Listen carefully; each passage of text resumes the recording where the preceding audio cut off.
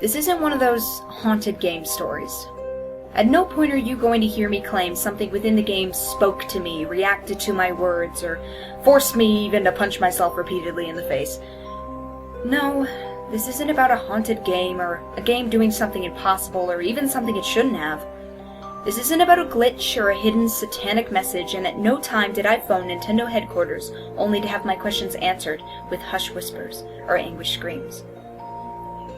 The story's about a game feature I don't think anyone else has unlocked. That's it. No ghosts, no conspiracies, just a little secret we were all supposed to find but never did. Something that changes an entire generation's childhood and the very essence of a billion-dollar franchise. This is about what I assumed to be a previously undiscovered alternate ending of Super Mario World for the Super Nintendo. In 1996, I received my first computer as a birthday gift. I'd been on the internet before, I'd used computers before, but it had always been at a school or at a friend's house. But this one was mine. All mine. I explored the crude, prehistoric web of the time with great interest. I downloaded all sorts of pornography and even printed it out, which really made absolutely no sense. I also pirated media like a madman. Music, games, anything. This was where I first discovered Mario World. I'd never had a Super Nintendo as a little kid, so it was all kind of new to me. I'd download tons of games along with the SNES emulator, but Mario World was always my favorite. For over a decade, the same Mario World ROM was my time-wasting hobby. I played it over and over again, beating the game faster and faster until I began to lazily explore the world with no particular purpose. Game Genie codes helped immensely. I could turn off the timer and relive a particularly entertaining map for an hour as I waited for a download or any number of boring events. It was in this matter that I must have beaten and rebeaten the game thousands upon thousands of times. There was comfort in this obsessive-compulsive behavior of this routine, but all of that was shattered when I saw the Blind Boo. The Blind Boo, as I referred to it, was hovering over the exit from the haunted sunken ship level later on in the game. I call it blind because it actually had no visible eyes. It was like someone had made a lazy ROM hack, but I knew from years upon years of experience that this was just a normal game. The Blind Boo just hung over the exit pipe, blocking it. I turned my back on it, but it didn't chase me. Well, how could it? Couldn't even see me. Then I noticed something else out of sorts. There was a key and keyhole misplaced above the exit. Keys and keyholes, as such, are ways of ending a level in an alternate manner and discovering a secret area. Still, this didn't belong here, and I knew it. For a moment I considered the fact that I'd actually broken a ROM file from overuse. After taking a screenshot specifically to show all of you Mario Brothers fans out there, I picked up the key and opened the door, figuring the game would seize up and I'd have to restart. Instead, it opened a new path on the map selection screen, a whirlpool next to Bowser's already creepy head cave thing. I pressed the right arrow and moved on to the whirling drain. Oh god, no. This didn't really strike me as odd, because if you're familiar with the Mario World game, there's an area called Star Road that you may note has similar names. There's stuff like tubular and awesome and all the manner of dumb words and phrases. Most of the areas were called Vanilla Forest 1 and Donut Mountain 3 and all that, but there were maps with odd names like that. What did concern me, though, was Mario's expression. Surprise? Shock? Fear? I entered the map. Oddly enough, the whirlpool in the middle of the lake began with the standard castle entry animation. Mario walked up to the castle door, looked up, and went in. I could tell it was underwater, though, because of the bubbles that periodically emerged from the sprite's mouth and floated to the top of the screen. Inside the castle, it started to look more and more like I was, in fact, experiencing a glitch. There was no room to jump, no room to do anything but run left and right. I must have gone right for about 10-20 minutes, just holding down the B button and running along at full speed. After a while, I ran into 1 or 2 blind boos in the darkness above, then 3 or 4, then the screen was full of them. They just kind of hung there, doing nothing. They wouldn't chase me if I turned my back, as with the previous blind boo. If I made any noise like Mario's jump sound, they would just kind of shudder a bit, like they heard the sound of Mario's movements but couldn't do anything about it. Then something made me stop and turn the other way. Now I knew beyond a shadow of a doubt that this map was designed specifically to screw with the player. Not because of the giant bleeding bill that was bleeding profusely from its face, but because it was inescapable. There was literally no way to avoid being killed by it, as you can clearly see above. That is, unless you're like me and have the Game Genie cheats on hand. I switched on the code for permanent invisibility. I let the bleeding bill chase me for a while when I was invisible, just to get a good look at the thing. I stopped and killed it with my invulnerable touch, only when I saw a message that hadn't been there when I passed before. I hate you. That kind of creeped me out. But on the other hand, it was kind of interesting, because it meant that this was definitely a map I was supposed to find.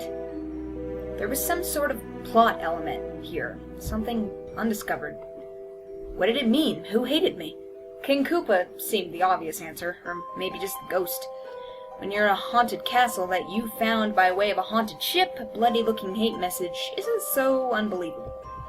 I saw it again as I approached some giant boos. I was thankful that the blind boos ended at this point, because the more I watched them shudder, the uneasier I felt, almost empathetic towards them. The thankfulness ended when I turned my back on the giant boos and this happened. Giant boos with faces I hadn't seen before. They always looked mad at being awakened, angry that you were invading their haunted houses across the Mario World island. But this was different. They looked gleeful, demented. I could see right down their throats, which seemed odd given the lack of detail their mouths usually displayed.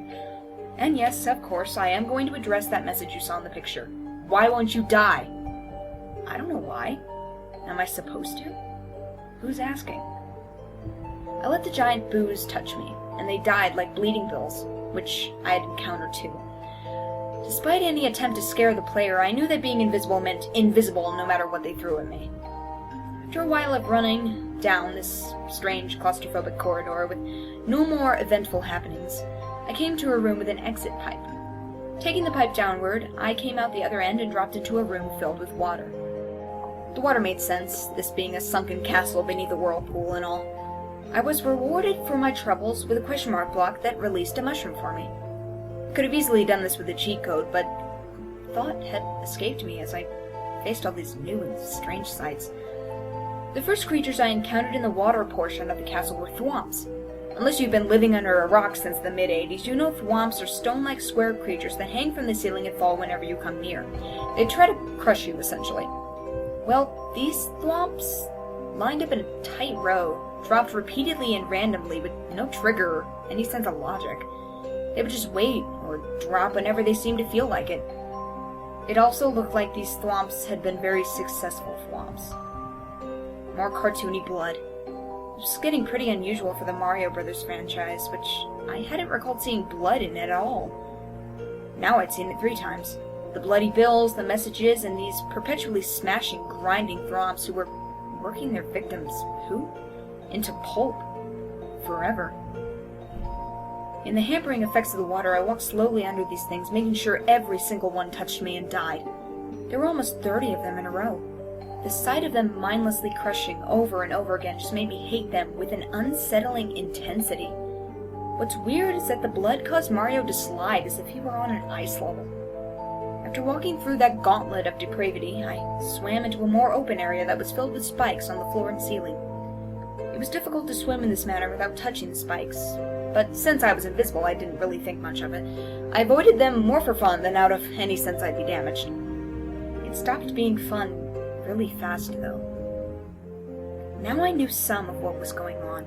The bloody mess, the thwomps were unendingly splattering. It was other Marios. Past Marios that had tried to traverse this level and failed. I had to admit, this was a pretty excellent touch, if it was a bit ghoulish. Whoever designed this map actually broke the fourth wall and showed you the bloated, motionless abortions of the player's own careless treatment of Mario's tiny life.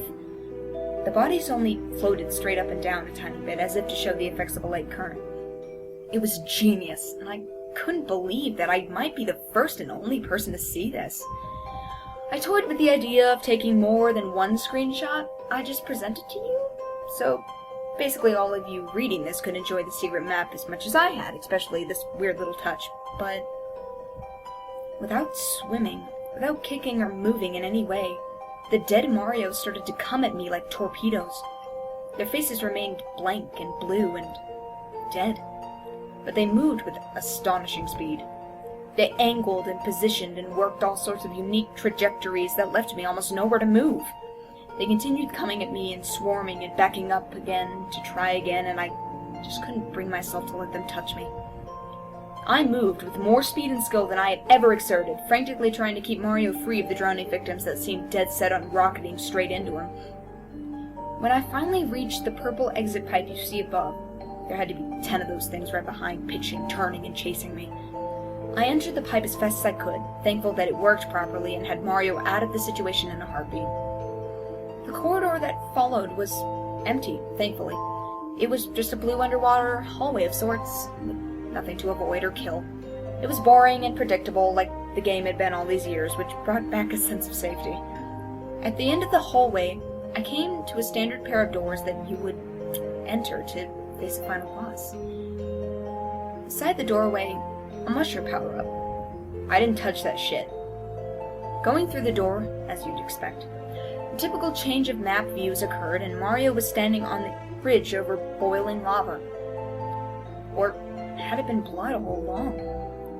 When Mario walked out onto the bridge, however, there was no boss creature. Instead, Mario immediately looked to the side and froze. I couldn't control him anymore, he just stood there.